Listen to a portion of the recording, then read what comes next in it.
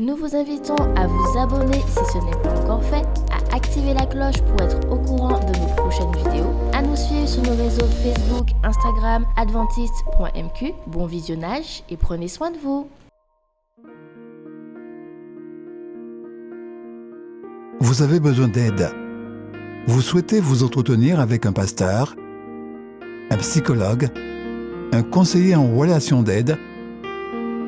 La cellule d'écoute de la Fédération des Églises adventistes du 7e jour de la Martinique est à votre disposition, 7 jours sur 7, de 8h à minuit, au 0805 288 394. Cet appel est gratuit.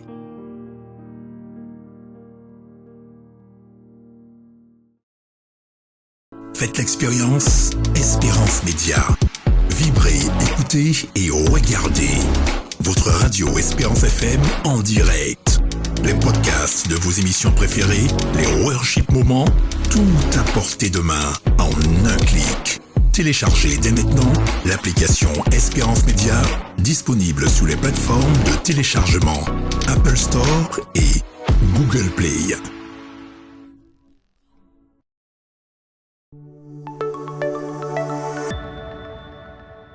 Après une longue journée de travail à Manado, en Indonésie, Mundari décida de s'offrir un massage.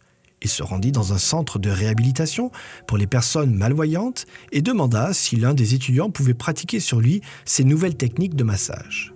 Pendant le massage, Mundari parla avec cet étudiant du travail et de la vie en général. Au cours de leur conversation, Mundari témoigna comment Dieu avait transformé sa vie et cita plusieurs textes bibliques. La conversation prit une tournure plus grave et, vers la fin du massage, l'étudiant était intrigué et voulut en savoir davantage sur la foi de Mundari. Nous sommes heureux que les adventistes se tournent régulièrement vers nos amis malvoyants, dit un membre du personnel de ce centre de réhabilitation.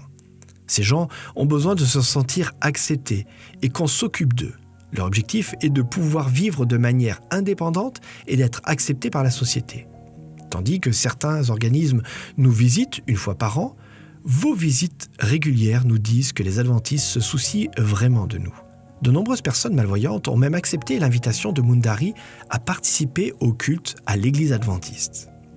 Comme résultat des actes de gentillesse désintéressés de Mundari, ces personnes ont pu voir Jésus et de nouveaux membres se sont joints au corps du Christ. Mais le ministère de Mundari n'est pas qu'un exemple parmi tant d'autres de ce que Dieu peut faire par l'intermédiaire de ses enfants qui lui sont consacrés, en lui rendant nos dîmes et nos offrandes de promesses, nos offrandes régulières et systématiques.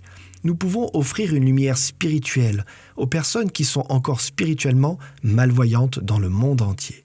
Puissions-nous mettre nos désirs à la dernière place et Dieu à la première.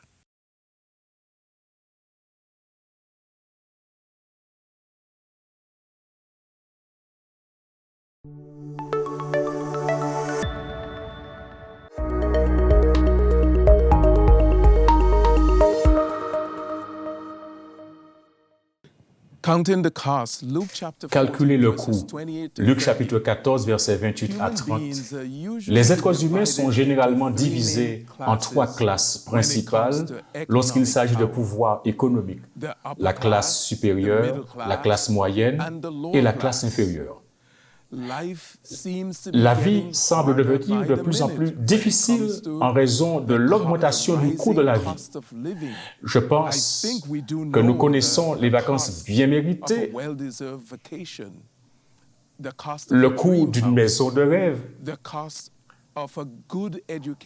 le coût d'une bonne éducation pour nos enfants, la nourriture que nous aimerions manger, la qualité de la santé dont nous voudrions jouir, le coût de la construction, une maison spirituelle. Généralement, nous, chrétiens, ne nous concentrons pas sur la construction d'une maison spirituelle. Nous nous concentrons plutôt sur la création de richesses, sur l'établissement de liens avec les bonnes personnes, sur l'établissement de relations.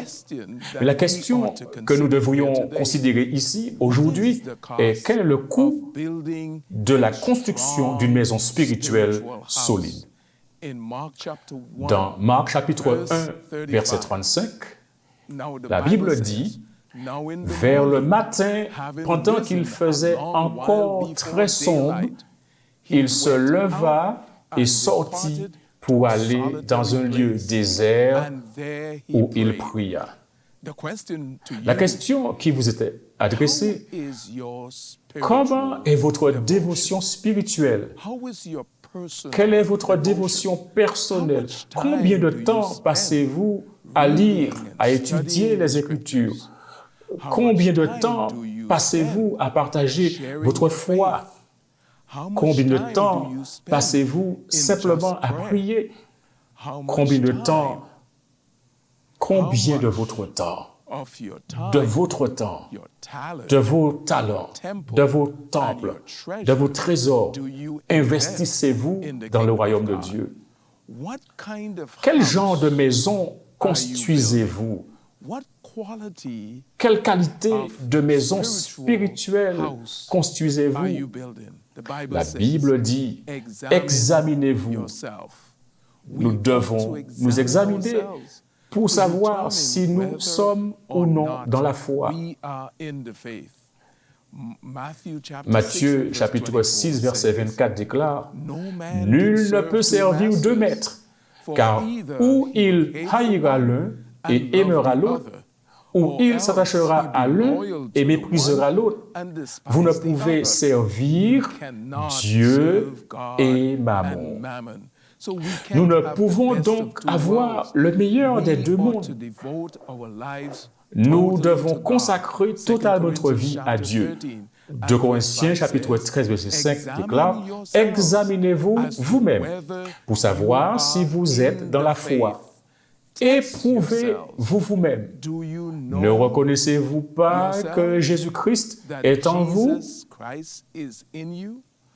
À moins peut-être que vous ne soyez réprouvés. » Pierre 1, verset 10 et 11 dit, « C'est pourquoi, frères, appliquez-vous d'autant plus à affermir votre vocation et votre élection, car en faisant cela, vous ne broncherez jamais. Et ainsi,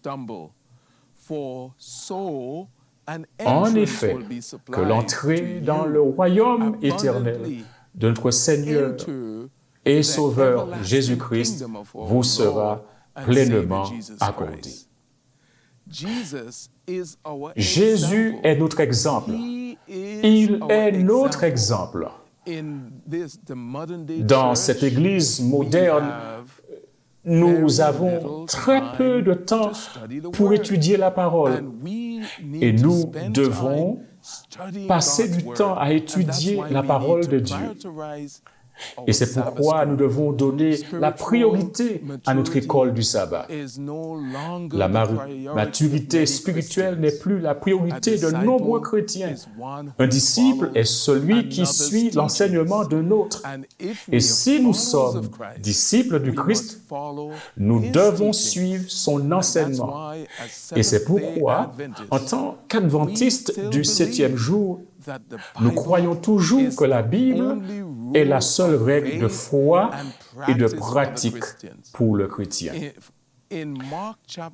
Dans Marc chapitre 1, verset 35, il est dit, « Vers le matin, pendant qu'il faisait encore très sombre, il se leva et sortit pour aller dans un lieu désert où il pria. » Dans Matthieu chapitre 6, versets 19 à 21, il est déclaré « Ne vous amassez pas des trésors sur la terre, où la teigne et la rouille détruisent, et où les voleurs percent et dérobent. Mais amassez-vous des trésors dans le ciel, où la teigne et la rouille ne détruisent point, et où les voleurs ne percent ni ne dérobent. Car là où est ton trésor, là aussi sera ton cœur. » Et c'est pourquoi Jésus-Christ nous dit dans Matthieu chapitre 6, verset 33, « Cherchez premièrement le royaume et la justice de Dieu, et toutes ces choses vous seront données par-dessus. Mon appel à vous aujourd'hui est quel type de maison construisez-vous? Quel type de maison? C'est-à-dire une maison spirituelle pour votre famille, pour vous-même. Quel type de maison construisez-vous? Ma prière est que vous construisiez une maison spirituelle fondée sur la parole de Dieu. Que Dieu vous bénisse abondamment.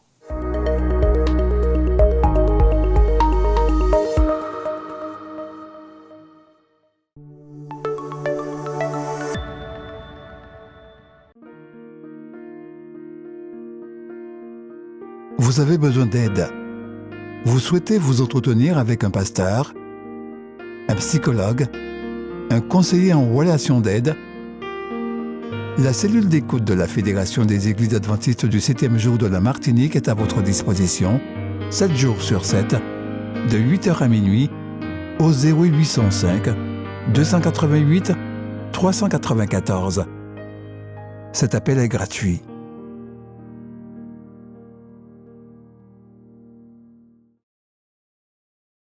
Faites l'expérience Espérance Média. Vibrez, écoutez et regardez votre radio Espérance FM en direct. Les podcasts de vos émissions préférées, les worship moments, tout à portée de main en un clic. Téléchargez dès maintenant l'application Espérance Média, disponible sous les plateformes de téléchargement Apple Store et Google Play. N'oubliez pas de vous abonner si ce n'est pas encore fait, de liker et de partager avec vos amis si cela vous a plu. À bientôt pour une prochaine vidéo.